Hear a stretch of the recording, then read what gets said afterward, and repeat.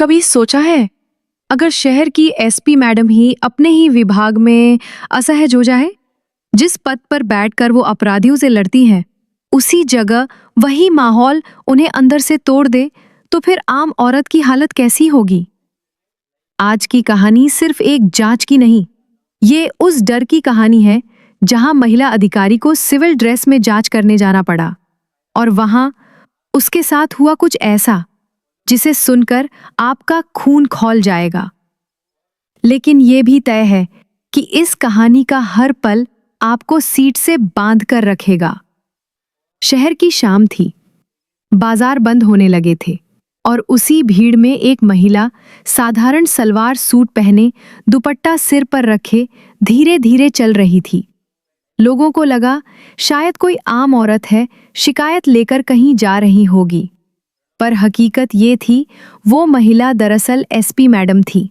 उन्होंने फैसला किया था, आज मैं देखूंगी कि आम औरत को थाने में कैसे ट्रीट किया जाता है, कितना सुरक्षित है हमारा सिस्टम। उन्हें अंदाजा भी नहीं था कि ये कदम उन्हें ऐसी सच्चाई से टकराएगा जिसे सोचकर भी रूह कांप जाए। एसपी धीरे धीरे थाने के गेट पर पहुंची। गेट पर बैठा सिपाही चाय की चुस्की ले रहा था। उसने नजर उठाकर देखा और हंसते हुए बोला, कहाँ जा रही हो मैडम जी? आवाज में वो हल्की सी हंसी थी जो मजाक जैसी लगी लेकिन कानों में चुभ गई। एसपी ने खुद को संभालते हुए कहा, मुझे अंदर जाना है, शिकायत करनी है। सिपाही ने ऊपर से नीचे तक उन्हें घूरा, फिर दरवाजा खोला, लेकिन उस नजर में ऐसा अनकहा भार था जिसे कोई भी महिला महसूस कर सकती है। एसपी के दिल में पहली बार एक टीस उठी, अगर ये हाल मेरे साथ है तो आम लड़की के साथ क्या होता होगा। थाने के अंदर कदम रखते ही मैडम ने वो नज़ारा देखा जो शायद आम नागरिक रोज देखते हैं। कहीं फाइलें बिखरी हुई, कहीं पुलिस वाले आराम से मोबाइल चला रहे, तो कहीं कोई ऊँघता हुआ बैठा। एसपी ने जाकर धीमी आवाज में कहा, मुझे मदद चाहिए, शिकायत लिखवानी है। अंदर बैठे दो पुलिसकर्मी हंसते हुए बोले, इतनी रात में? पहले बैठो फिर बताओ। उनकी आवाज में वो बोलचाल थी जो दिखने में साधारण लगे पर सुनने में किसी भी औरत के लिए छेड़छाड़ से कम नहीं थी। एक ने कुर्सी खींचकर कहा, आओ मैडम जी, यहां बैठो, हम सुनेंगे तुम्हारी कहानी। एसपी ने नोटिस किया, उनके चेहरे पर एक हल्की मुस्कान है और आंखों में वो चमक जिसे कोई महिला नजरअंदाज नहीं कर सकती। यहीं से जांच एक जाल में बदलने लगी। एसपी ने सोचा, मुझे खुद को काबू में रखना होगा। उन्होंने बैग से मोबाइल निकाला और सीक्रेट रिकॉर्डिंग चालू कर दी। पुलिस वाले अब तरह तरह के सवाल पूछ रहे थे।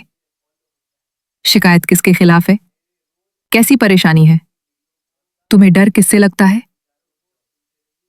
पर इन सवालों के बीच उनके शब्दों का अंदाज, उनकी हंसी और उनकी आंखें, सब कुछ एसपी के लिए असहज करने वाला था। एसपी समझ चुकी थी, वो महिला बनकर आई थी ताकि देख सकें जनता का हाल, और अब खुद जनता जैसी हालत झेल रही थी। उनके लिए यह अब पर्सनल हो चुका था। ये सिर्फ जांच नहीं थी, कि एक कड़वा अनुभव था जिसे सुनकर कोई भी कहेगा कि तो साफ साफ मोलेस्टेशन है। करीब आधे घंटे तक एसपी वहां बैठी रही। कभी उन्हें बहलाने की कोशिश हुई, कभी डराने की, तो कभी मजाक उड़ाने की। एक सिपाही ने तो हद ही कर दी। कुर्सी खिसकाकर बोला, इतना डरो मत, यहां सब अपने जैसे ही हैं। मैडम जी देखो, हम आपकी हेल्प करने के लिए ही यहां हैं, बस थोड़ी बहुत फॉर्मेलिटी है वो तो करनी ही पड़ेगी। और उसने बोला कि आपकी पहले तलाशी होगी। मैडम ने पूछा, मेरी तलाशी क्यों होगी सर? उसने बोला, देखो जी, तलाशी तो देनी पड़ेगी आपको क्योंकि सच तक हमें पहुंचना होता है। आप तो कंप्लेन करके चली जाओगी। बहुत तू मैं करने के बाद मैडम ने कहा, ठीक है। उसने मैडम को अपनी टांगे फैलाने के लिए बोला और कहा कि हाथ ऊपर कर लीजिए। मैडम एक महिला थी, और वो पुरुष, उसके इरादे पहले से ही ठीक नहीं लग रहे थे।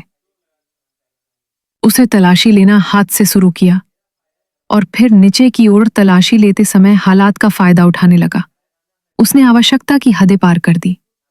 तभी मैडम मुड़ी और जोर से एक कंटाप जड़ दिया। उन्होंने हर पल, हर शब्द, हर हरकत को रिकॉर्ड कर लिया था और कहा, बस अब बहुत हो चुका। सारे पुलिस वाले चौंक गए। मैडम ने दुपट्टा संभालते हुए कहा, तुम्हें पता भी है तुम किससे बात कर रहे हो? कुछ सेकंड की चुप्पी। फिर उन्होंने साफ साफ कहा, मैं हूं इस जिले की एसपी। थाने में सन्नाटा छा गया। जिन चेहरों पर हंसी थी वहां अब पसीना था। जिनकी आंखों में लापरवाही थी वहां अब डर था। एसपी ने टेबल पर हाथ मारा और गरज कर बोली, आज तुमने सिर्फ मेरी इज्जत से ही नहीं खेला, आज तुमने जनता के भरोसे से खेला है और इसका हिसाब अभी होगा। एसपी ने तुरंत सबूत अपने ऑफिस भेज दिए। अगले ही दिन उन पुलिस कर्मियों पर सस्पेंशन और जांच का आदेश जारी हुआ। पूरा शहर हिल गया। आपको ये कहानी कैसी लगी हमें कमेंट में बताएं और चैनल को सब्सक्राइब करना ना भूलें। आपको ये कहानी कैसी लगी हमें कमेंट में बताएं और चैनल को सब्सक्राइब करना ना भूलें।